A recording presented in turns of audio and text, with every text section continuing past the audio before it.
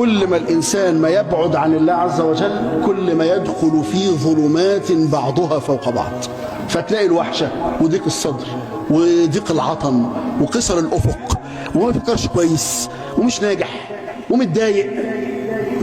السر ايه في كل ده؟ هو ممكن تلاقيه مش عارف من ايه. يعني انت زعلان من ايه؟ مش عارف. حد مزعلك؟ لا، ما حدش مزعلني. تبحث خلفه في بيته، في اسرته، في زوجته، في عياله، في جيرانه، في الشغل، بالحقيقه كلهم بيخدموه كويسين. امال انت مالك؟ هو نفسه لو دقق، كثير من الاخوه بيقول انا متضايق جدا. فلما تحقق معاه، لما تحقق معاه، يعني تاخد، يعني اقصد تقف على اصل حقيقته، تلاقي ان هو في الحقيقه كل اللي بيشتكي منه ده مش حقيقي، هو مش زعلان منه ولا حاجه.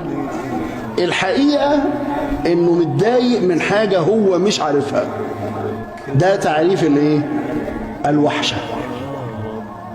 اللي هو مشكلته ايه؟ انه بعيد عن ربنا بس. علاجه ايه؟ فاسجد واقترب.